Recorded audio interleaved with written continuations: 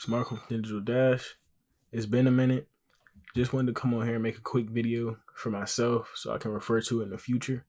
I'm back trading. I've been trading on and off, just not as consistently as I used to. But I'm coming back to the trading plan. It's the 2023-2024 trading plan. It's now the 2025 trading plan as well.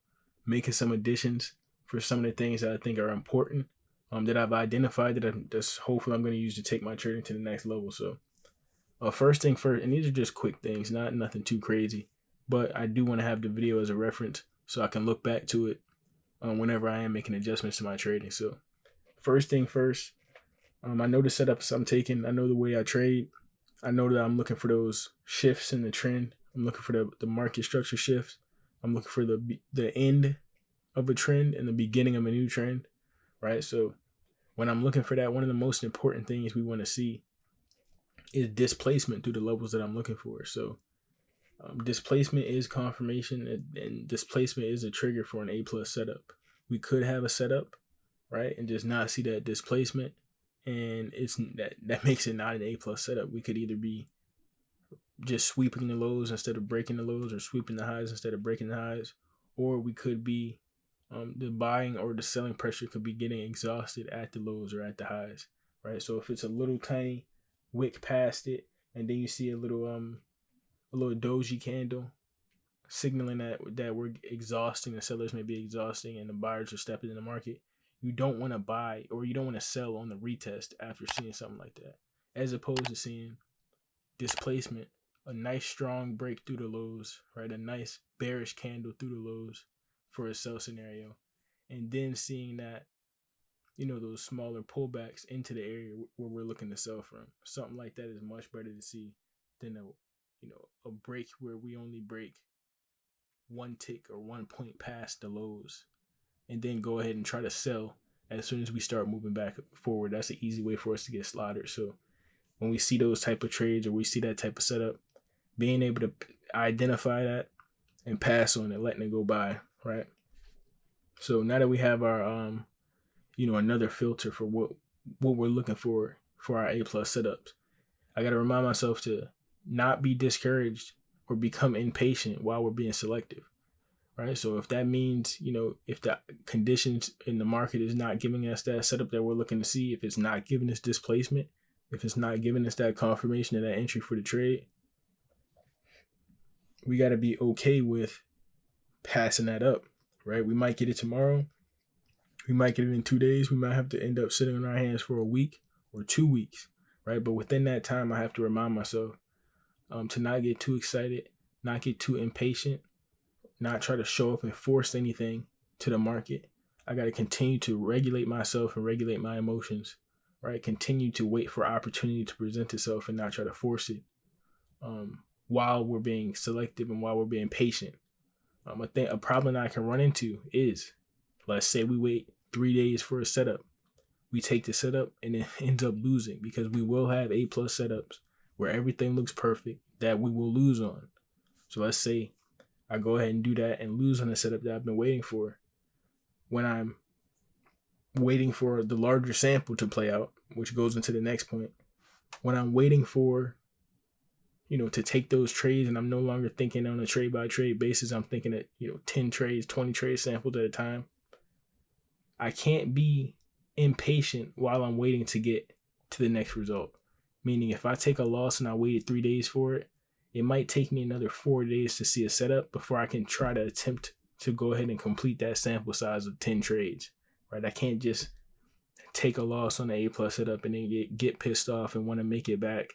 So I'm looking tomorrow so I can go ahead, and try to get back into the green the next day, or just forcing it when opportunity is not there, right? So that's something that I may have a problem with, is taking a loss, being patient, taking a loss, and then understanding I have to now be patient again for another opportunity to just execute properly, not even to make anything back, not to redeem myself, just to execute properly is going to be the next goal. So again, that's more self-regulation, keeping everything in check, not getting too high off those highs, not getting too low off those lows, because you got to be ready to execute when opportunity presents itself properly when the real opportunity presents itself, not just seeing something like the first point, a sweep or whatever, and we hop in just so we can try to get a trade on.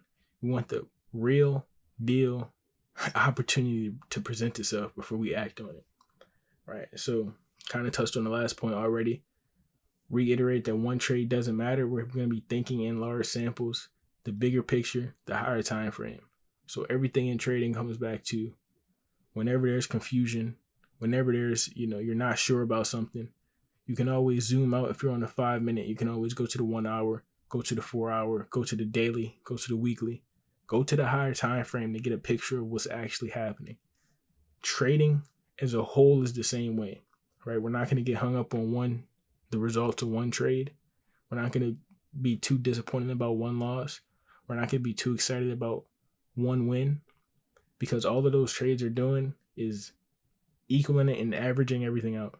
If we're thinking, I think last year or 2023, I think I only had like 50 or 60 trades for the whole year, right? So why am I worried about the outcome of one trade when I know that that's 1 of 50 for the year, right? It's either going to be one loss that brings down the ending total for the year, or it's going to be one win that boosts it up.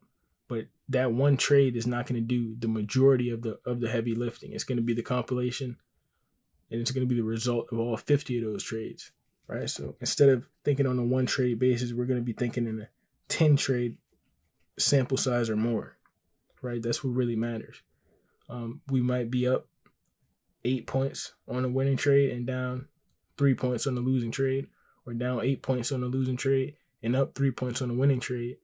And we still have 8 more trades to go before we get our actual result of how we're doing. So, that's already a point. That's something that we already were working on in the past, just getting in that mind frame, getting in that mindset that, one trade is not going to make or break us. The success of one trade doesn't matter. Always humble yourself when you get high. Always lift yourself up when those lows are around. Always stay regulated emotionally and in the best mental state to perform. Right. So these are just some additions that I'm putting here and I'm making a video about so I can refer to them later. I know I'm probably gonna need them. But yeah, some of the most important things that I can think of right now. And I really think that displacement thing, when we're piecing together and putting together all of these filters on the technicals, it's easy to over filter until you have no trade. But something as simple as, I honestly believe something as simple as displacement, especially with the way that I trade, is just such a dead giveaway if it's a good trade or not, right? You get displacement, it's obvious order flow, it's obvious buying or selling, it's a clear increase in volume, right? A clear increase in orders. It's a vital piece to seeing everything come together and seeing, that's one of the major indicators that you want to see before putting that trade on. So I definitely think something like that is at the top of the list, one of the more important things to help eliminate some of those unnecessary losses. Honestly, we're still going to have losses even on the A+ setups, but getting rid of some of those unnecessary ones. And then I'm just going to go back through the whole trading plan and see, what I need to what I need to continue to implement, what I've learned differently that I can tweak about the things that I've already been implementing. And that's pretty much it. But everything, for the most part, everything is still consistent. We're still trading as far as strategy, still looking for trend continuation, right? We're looking for those shifts, and it's pretty much fractal. We want to see one thing happen on a 1 hour and then see the exact same thing happen on a 5 minute. And that's confirmation in itself, right? We see one thing happen on the higher time frame, the same exact thing happen on the lower time frame. And if we add the displacement onto that, I think that's gonna be a really good filter to add so that we can see some more success and then eliminate those unnecessary losses. So we'll see how that plays out. Thanks for watching. Might be more active, might not. I'm just focused on trading. Again, even with some of the recaps that I put on YouTube, I don't want to get too high on those highs. Even when I post a trade recap, that's a possible trigger for me. Is, okay, I feel so good about this trade. Let me make a breakdown about it. Let me post it on YouTube. And again, it has to be not from a standpoint of bragging or trying to show off, right, or trying to give myself too much credit. It has to legitimately be coming from a place of reference, right? I'm just documenting this and posting this so that I can look back on the good trades, right? How I'm supposed to be executing, the conditions that I'm supposed to be placing trades in, things like that. But again, when it's time to take when you're trading and it's time to take screenshots and it's time to post online, those are the triggers that I'm getting. I'm not at equilibrium. I'm getting too high on those highs. I'm getting too cocky. That's when you get a little bit looser on the rules, and you think you can just pull anything. You think you can, pull a trigger like your Curry on the charts, and then the market has to come in and humble you, as opposed to us being able to humble ourselves, get ourselves back to equilibrium, understand the risk, respect the market properly.